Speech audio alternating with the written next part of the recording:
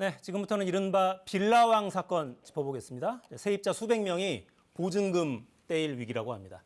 박연미 경제평론가와 함께합니다. 자, 안녕하세요. 네, 안녕하세요. 자, 어떤 사건인지부터 정리를 좀 해주시죠. 수도권에 1,139채의 빌라를 가진 40세 남성이 지난 10월에 종로구의 한 모텔에서 돌연 숨진 채 발견됩니다. 네. 그런데 이 사람이 가지고 있던 집의 개수 1,139채. 40살 남성인데. 40살 남성인데요. 2020년 이후에 그 10월 사망하던 그 시점까지 가지고 있던 집이니까 아주 촘촘하게 매일매일 하루도 안 쉬고 일을 했다고 쳐도 정말 성실하게 샀네요. 그렇죠. 그렇다면 하루 평균 계약서를 1.5장씩, 그러니까 이틀에 3채씩 샀다는 얘기가 됩니다. 이 사람이 어떻게 이렇게 집을 살 수 있었느냐? 대다수가 시세 파악이 어려운 신축 빌라를 중심으로 빌라와 오피스텔을 사들였기 때문인데, 예컨대 이런 방식으로 사는 거죠.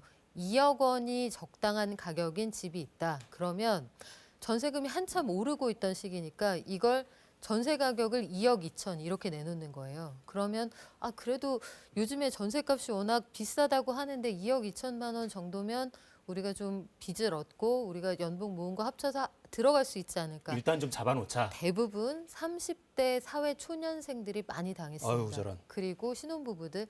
그래서 이 빌라의 적정 가격이 2억 원인데 2억 2천에 내가 들어갔다라면 정상적인 상황에서도 다음 세입자가 들어오지 않으면 이거 돈 내주기 어려울 그렇죠. 거 아니에요. 빵통 전세 되는 거죠. 그렇게 되는 건데 여기서 받은 그 2억 2천만 원 가지고 다른 집을 또 사는 거죠. 야. 이런 방식으로 집을 늘려가면서 이틀에 3채씩 집을 사들였다, 이런 계산이 나오는데, 문제는 이분들이 하나도 확인 안 하고 들어간 게 아니에요. 이분들이 다 이 사람 등기부 등본 떼보고 문제 있는지 보고 확정일자 받고 전입신고하고 다 했고 보증보험에도 가입했는데 돈을 못 받는 상황이 왜 됐느냐.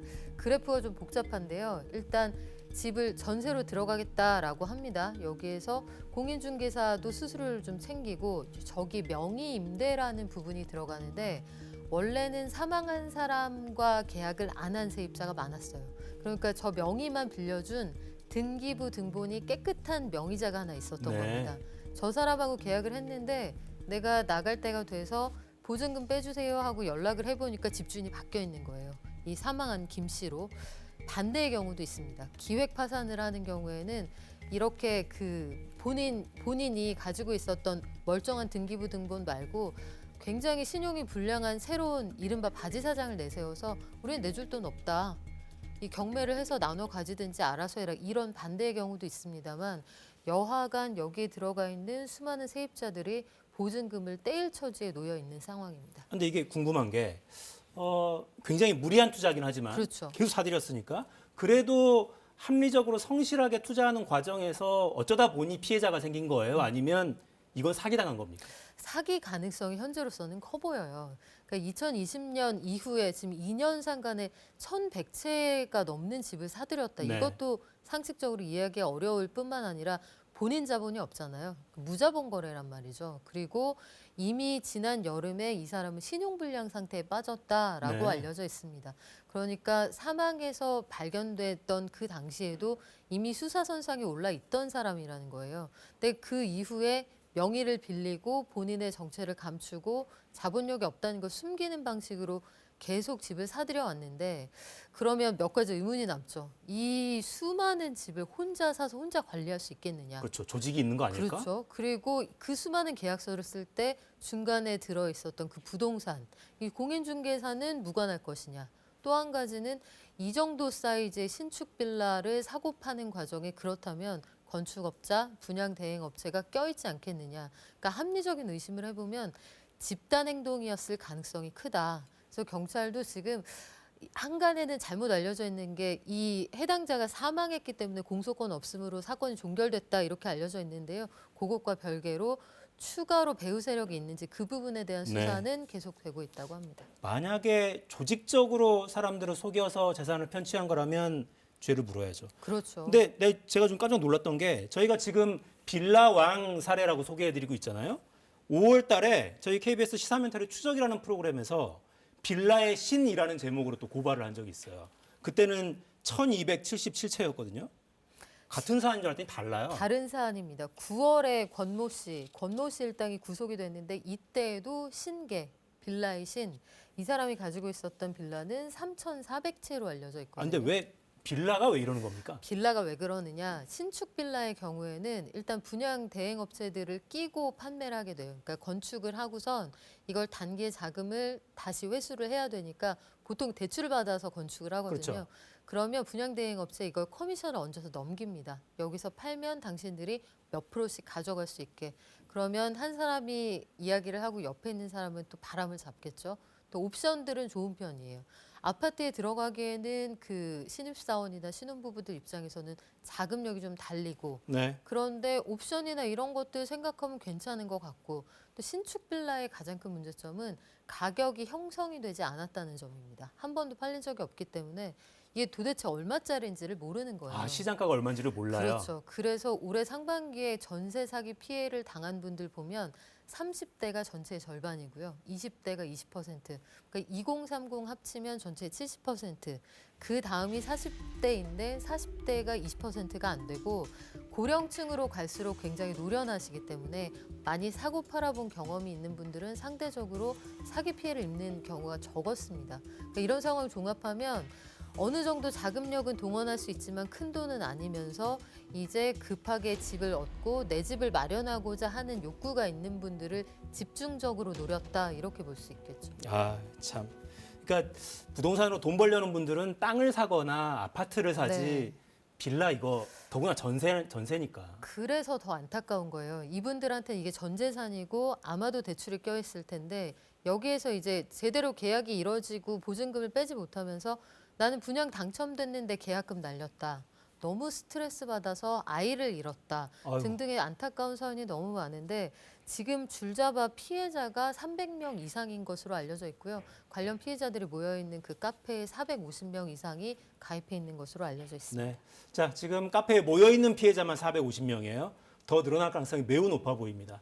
피해자 한 분 이야기 직접 듣고 이어가겠습니다. 손해는 무조건 발생을 할 거라고 보고요. 왜냐하면 지금 이 임대인 분이 체납한 국세도 있는데 국세가 세입자보다 우선하는 권리를 가진대요. 대부분 다 20, 30대거든요. 청년, 사회초년생 아니면 신혼부부분들이 대부분이라 정말 심한 분은 스트레스로 유산까지 하신 분도 계시고 아니면은 원래는 결혼 계획이 있었는데 그 계획에 지금 차질이 생겼다든지 이런 분들이 많으세요. 네. 집 한 채 마련해 보려던 실수요자들이에요, 대부분. 전세로 빌라에 들어간. 뭔가 이분들 피해를 구제할 방법이 있긴 합니까? 일단 지금 굉장히 난망한 상황인 것이 일단 전체의 절반은 심지어 전세금 보증보험에 가입이 되어 있어요. 네. 가입이 되어 있는데도 돈을 제때 못 받는다. 왜 그러느냐? 집주인한테 나간다는 통보를 해야 하는데 집주인은 사망했고 상속자가 나타나질 않는 겁니다. 네. 집이 1,100채가 넘게 수도권에 가지고 있으면 종부세가 어마어마하겠죠. 그렇겠죠. 작년 기준으로 밀린 종부세가 62억 원. 세금만 62억이 그렇죠. 밀렸다. 그럼 그걸 떠안고 이 빌라가 가격이 떨어지고 있는 와중에 이걸 누가 상속할 거냐. 이거 굉장히 어려운 상황이고 아마도 그 혼인하지 않은 것으로 보여요. 자녀도 없고 부인도 없고 부모님이 계신 걸로 알려져 있는데 부모님도 이거 인수하기 어려운 상황이고 그러니까 법적으로는 지금 이 빌라는 주인이 없는 상태입니다. 네. 누구한테 나가야 한다 통보할 수가 없는 상황이고 그래도 그나마 이 부분은 국토부 장관이 이제 들여다보겠다고 했어요.